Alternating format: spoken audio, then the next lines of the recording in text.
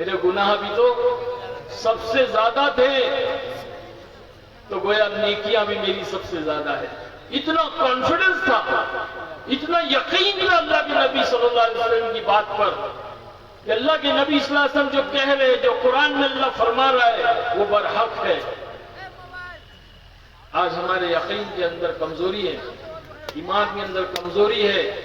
جیسے ابھی مولانا نے فرمایا ہمارے بھائی نے کہ ایک شخص ڈاکو تھا، زانی تھا، رات کے اندھیری میں اس نے قرآن کی آیت کو سنا اور سن کر کے اس نے اپنی زندگی کو بدل دیا، زندگی کو بدل دیا۔ اللہ فرمائے گا ابھی تو وہ وقتیاں ہیں کہ ایمان والوں کے دل ڈر جائے۔ آج ہم پورا قرآن سن لیتے ہیں، نماز میں سنتے ہیں، تراویح میں سنتے ہیں، لیکن ہمارے دل میں ذرہ برابر بھی جو ہے وہ فرق نہیں آتا۔ ہم کبھی اس کے بارے میں غور و فکر نہیں کرتے۔ اللہ کی رحمت کو ہم نے نہیں پہچانا، ہم صرف اپنی زبانوں سے کہتے ہیں بھائی کیا مسئلہ کیا ہے، ارے اللہ والو، اللہ کے ولی بھائی کیا مسئلہ ہے، آرام سے بیٹھ جاؤ بھائی، پرسکون ہو جاؤ، بہت قیمتی باتیں چل رہی ہیں، دیکھو یہ بات میں نہیں کر رہا ہوں، یقین مانیے آپ، یہ بات میں نہیں کر رہا ہوں، یہ میرا اللہ نکال رہا ہے۔ جب اتنا بڑا مجمع ایمان والوں کا یہاں اکٹھا ہوا ہے تو اللہ کیا ایسی محروم کر دے گا؟ ہزاروں میل دور سے مجھے یہاں پر اللہ نے بھیجا اور اس کرسی پہ اللہ نے بٹھایا۔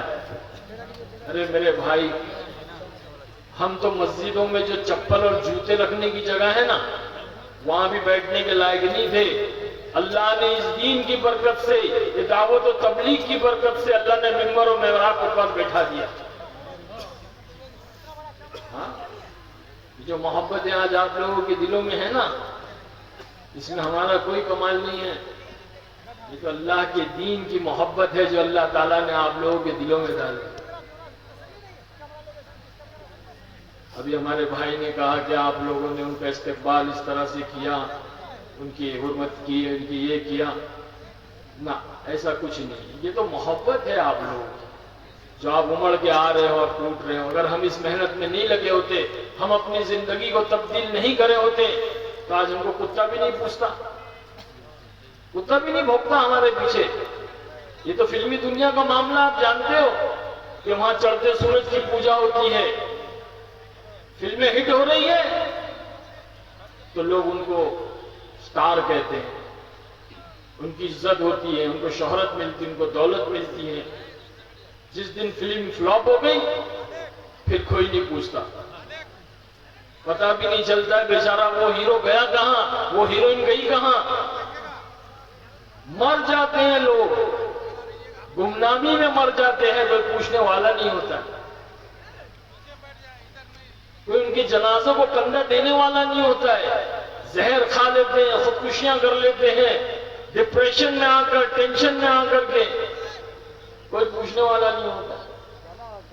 وہ فرسٹریشن، وہ غصہ، وہ نفرت کہ میں ایک زمانے کا سٹار تھا، میں ایک زمانے کا جو ہے اتنا نامور انسان تھا، لوگ میرے پیچھے آتے تھے، مجھ سے آٹوگراف لیتے تھے، مجھ سے تصویریں کھینچتے تھے، آج مجھے کوئی پوچھ رہا نہیں ہے۔ اس غم کے اندر، اس ٹینشن، اس ڈپریشن کے اندر لوگ خودکشیاں کر لیتے ہیں۔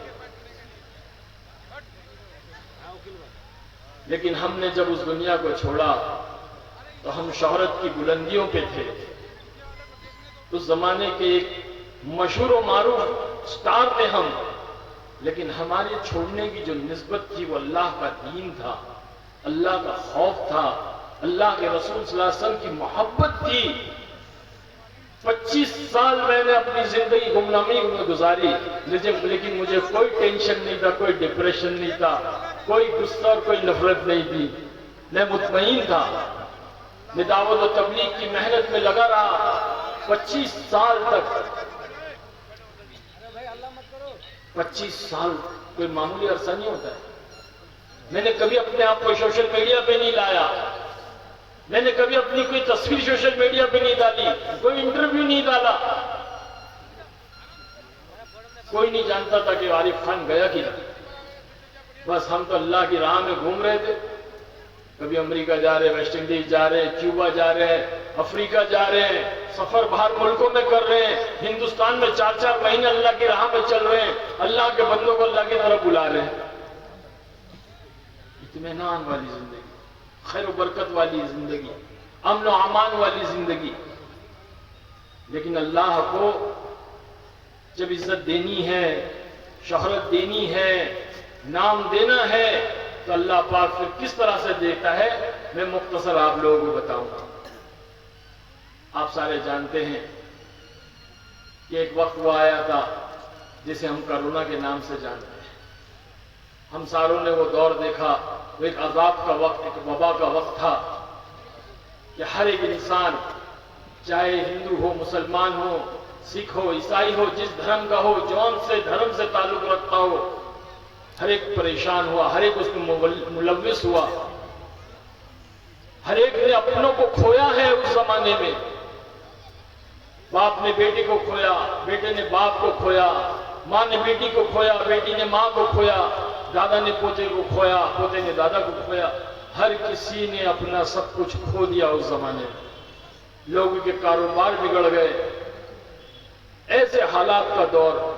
اور اس وقت میں زمانے کے لوگ، بڑے بڑے ڈاکٹر اور بڑے بڑے عہدے والے اپنی اپنی رائے پیش کر رہے تھے۔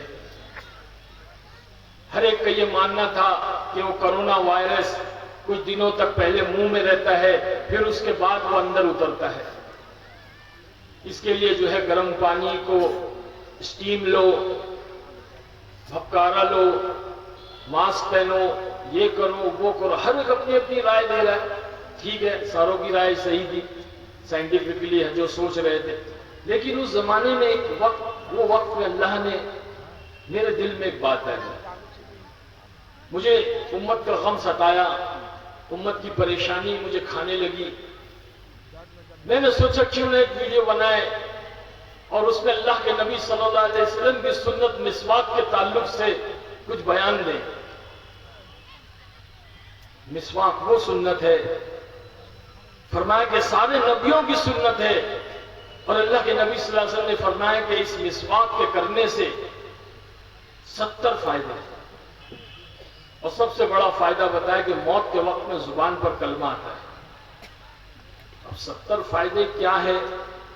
اس میں سے 10-12 فائدے تو مجھے معلوم ہے، جو حضرت شیخ نے فضائل اعمال میں لکھا ہے،